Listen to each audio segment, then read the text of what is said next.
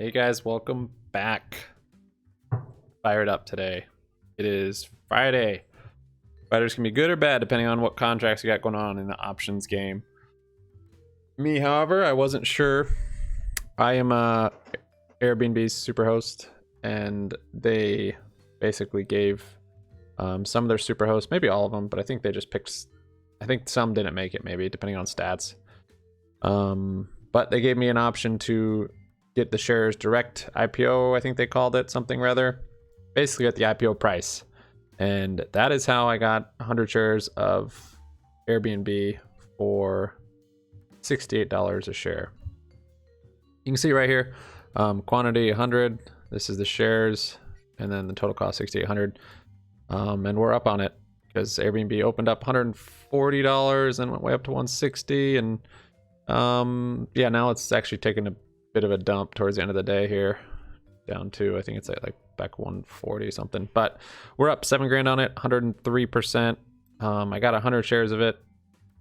It's like I'd never done this before. I never had the opportunity. I basically had no idea what I was doing. I wasn't even sure if it actually worked because it just yeah, it was all very foreign to me. And I actually pulled in money from another account. I didn't use the money that I already had out in the stock market. So for all those reasons is why I didn't go crazy on it. I went somewhat crazy. I mean, got 100 shares. I thought 100 shares would be able to do covered calls if this, if this works out. I wasn't sure the price. It seemed like I was going to get it for the IPO price of $68, but it, I've never done it, so it was all very uncertain. And then the whole first day yesterday when it IPO'd, nothing changed on here. It just showed my $6,800, and I was like, what? And then I read in one of the things it said up to 24 hours. And then, yeah, I logged on today and it was at like 14 something grand, and we're stoked. So my average cost on this is $68, and who knows, it might come back down to $68. I don't think it will, but yeah, I wanted to have this in the long term anyways, so I'm not too concerned with it bouncing up and down for now. I might have some correction the next week or so. And kind of settle in a range, but yeah, as you know, if you watched yesterday's video, I was like, I'm not sure if I got it, but if I did, I'm gonna be stoked. And here we are, got the Airbnb shares on this account. So this is a totally different account I had to open up just to get it, and I'll be transferring this to our long-term Robinhood, where I also bought shares, but I got them at IPO, so I'm actually down on them, of course. I got 10 shares on here, average cost of 149. Yep. So there we are. So I'll have 110 shares there, and then I have 10 more shares actually on Webull. And this account is down even further on them. My average cost on here is a little higher. I kind of scaled into it. Yeah. So, oh yeah, 152. So 120 shares. I'll probably the shares on Webull, I'll probably wait for it to come up and kind of just swing trade it. One with Robinhood, I'll probably combine them once I get those other 100 shares over from Morgan Stanley, and then yeah, and then we'll have 100 shares. And once the options open up, we'll sell covered calls on it. I don't know if I'll hold 100 shares or 120 or however many. I don't think I'll hold 120 for the long term because that's a bigger position I want in there. I'll probably sell at least sell 20 of them. So I'll sell the 10 on Webull and then the other 10 on Airbnb or on Robinhood. And then maybe if Airbnb shoots up a bunch, like 50% at some point, I'll sell off some more, just because that'll be too big of a position on this this account, because that'll be like, I don't know, what was it, 17 or 14,000? Yeah, that's too big a position.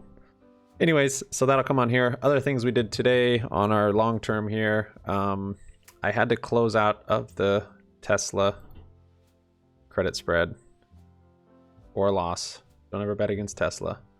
It was hard. So 730, it cost me like $1,200 to close this thing. It was crazy. I can't read it through this, but yeah. Close that. And yeah, so far this hasn't changed, and I don't think it will. At one point, this was saying negative $1,200 today, but this didn't change, so I don't know.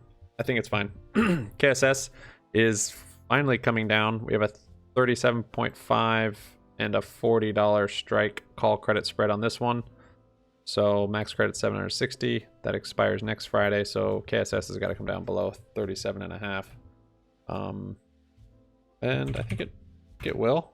If it's down below that by that expiration, I can't know for sure, but it's definitely on its way down. Today, that's even a bear flag. It's set up right there. Sold off pretty heavy, too fast. Then you get too low on the RSI, and then it just flattens out, consolidates, and then it'll, I predict this will keep selling off tomorrow and or after hours today. So that's good. That'll come back down into a more sustainable range. It's still pretty high on the RSI. So maybe it'll find support here at 33. I don't know. But yeah, hopefully this one expires worthless and we'll get to keep the 760 credit and be able to close it out at low cost or at nothing.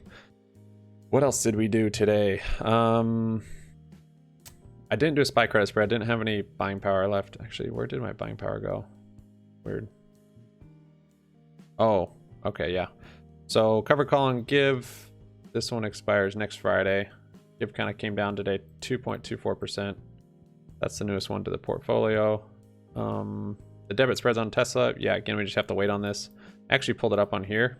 There's an option profit calculator. So you can see here, Tesla's trading right here, I think right now. Or is it at 609? Yeah, so Tesla's right about here.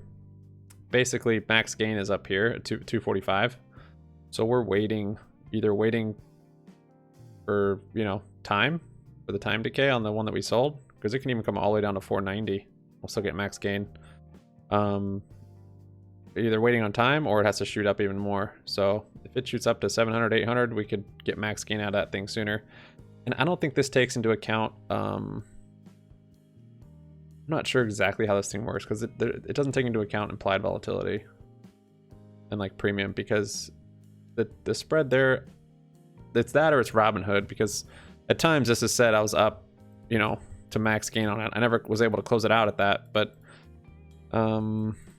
or maybe it is evened out because I sold one and bought one. So maybe it is as straightforward as this shows, where it's just like this. At any rate, I'm pretty comfortable we'll be able to get max gain on that. And that'll be nice, because this costs $145. Max gain will be $500. So subtract the cost from your gross and you get your net profit, which will be $55. So that is neat. That is Tesla. What's next on here? So I bought Rocket. You guys know I have it in long term here.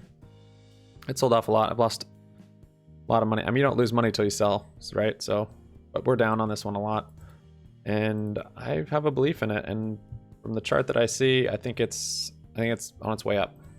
And I think in a couple months, the contracts I bought will be in the money. Look on the hourly chart, had a nice little run here, got overbought, came back down, settled, but I think it's still going up. I think it's holding support on the 180 moving average. Even today, it kind of held support on the 9 moving average. Right now, it's kind of bouncing off of it. But then if you look on the daily, I had this support line right here. Remember when it was coming down here, I wasn't sure if it was going to hold support at this 1920 range or if it was going to come down here to the 17.5 or where, but it looks like to me it held support here. So because now it's up here, and on the daily chart we have green candles above the 9-day moving average, and yeah, it looks like it's in a bullish pattern at this point. So I made kind of a bullish play. I spent quite a bit on these contracts. Typically I don't spend very much on naked calls or puts, but this one I got time on, and I have a pretty good belief excuse me, a belief in it. So it cost $525. It was 3 contracts for expiration of March 19th. My strike price on it's $26, so right about here. That's kind of where I'm expecting it to be, above here or above. I picked this price, I mean, not a whole lot. I was looking kind of at the options and what things cost. I don't know where it'll be. I think if it gets above this 23 number, it'll have a lot of steam, and then up to 24. If it gets above that, then next resistance is kind of here in the 26, and then after that's, I don't know where it's going to end up before it settles or goes down or what range, but I thought 26 was a good range for the cost. And they sold off a little bit today because Rocket kind of came back down, but I might even scale into some if Rocket doesn't. We'll see though. We'll see what happens with this, but yeah, got some long-term calls. Long-term being like, I guess 3 or 4 months. Shares of the ABNB went down. T is up. So this will be exercised by the end of today, I believe. 30.5. Yep. So I don't know. AT&T might be good for the long run. I think I'm going to let it go. I just don't like its pattern on the 5-year. Even though the streaming and the HBO Max, yeah, I don't even like AT&T compared to Verizon. So this will get exercised. I'm going to lose 100 of these shares because of this covered call I sold. So I received $11 credit to sell 100 shares of AT&T at a $30.50 strike price. Since it's at $31, it will get exercised. So on Monday, excuse me, on Monday we'll have 18.32 shares of T, and I will have buying power to put into something else. These all stay pretty flat. Rocket's pretty flat. Tesla came down today. Again, I thought it was going to come down today with these candles earlier on. I just didn't think it was going to make it all the way down here. That's why I sold out. At one point I wasn't sure. I kind of sold out around here on that credit spread. But yeah, as you see it did sell off, and part of my belief was just because it already sold off, I think like 2 or 3%. And then I was like, I don't think it's gonna drop another 5% unless there was a big like market correction, like the SPY in the overall market. So sure enough, it bounced back up, and it's a good thing I sold out of it. And then yeah, Corsair was down today quite a bit. I only have 10 shares. Give is down a little bit, so our covered call gained value, I think. Yeah, this one. And Airbnb, of course, is, what is it doing? It's down. It is down. So this one, I mean, it might correct back to, I don't know, like $80 to $100 price range. I'm not too sure. I feel like it'll, I don't know. We'll see. It's definitely got some support here at this 140 range. 139, 140. So yeah, that's that. Oh, and then on Webull, we made some trades today on Webull. Made a little money. Let's see. Bada bing, bada boom. Says we're down 321. Not really true. No, I don't know. Today we're up like 300 on it, I think. Oh, 62. This thing is kind of weird on here though. 62. It says we're up 535 from yesterday. Anyways, today's order history. Here we go. So those didn't get filled. Oh yeah, I sold out of the C3.ai. I sold out and made it free. So sold 11 of them for $119. And okay, so I can just do it like this actually, since I still own them. So I bought 13 for $13.41 total, and then I sold out 11 for $13.12. So $30 or so. I have $30 or so still in it, and I get to keep the 2 shares. This Webull account, I'm kind of just swing trading and not really a long term. And I think this is going to start coming down. This is kind of a bearish signal. Red candles underneath the 9 moving average, and it's just IPO'd, so it's going to bounce around quite a bit. I maybe would have sold out all of them, but I was like, I don't really need that capital right now. I'll just make shares free and just leave it. So that was kind of my idea with that. And then what else did we do? Oh yeah, we made like 500% on Disney today. If you see here at 10:39, I bought 1 call, and then at 10:39, I bought another call for 28 cents and 29 cents. And then at 10:50, I sold 1 for 46 to make these free. I shouldn't have done this though, and I know better. I should have just looked at the chart and trusted kind of what I know. But anyways, sold that one to make it free, even though the chart was not showing me that it was reversing. But anyways, this is a safe way to do it. So I was free at that point, and then later in the day, that contract was worth $1.95. So 28 cents to $1.95. I don't know what that math is, but it's pretty good. Almost $200. Spent $28 and made almost 200 on it. Let me show you 1039 to 1119. 1039, 1119. Disney's market's still open, by the way. Disney's still going crazy. So 1039 was right here. It had just broken this resistance. So it already run up a lot. This was up 7% probably in the day. 1039. I bought them right here. They were 39 cents. Ran them up to here. Was it 1050? Wait, yeah, 1050. So right about here. Was it 1050?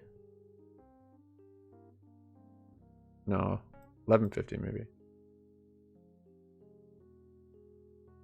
Wait, when was that? I gotta check. That's crazy. I sold it at 1119. Okay, that makes more sense. So 1119. Yep, right about here I sold it. So I sold out at a pretty good time. It went up to like 250 right here, or 249. That was like the most. So I could have had a little more gains on it, and I should have actually. I knew the pattern, I knew the charts. I should have waited.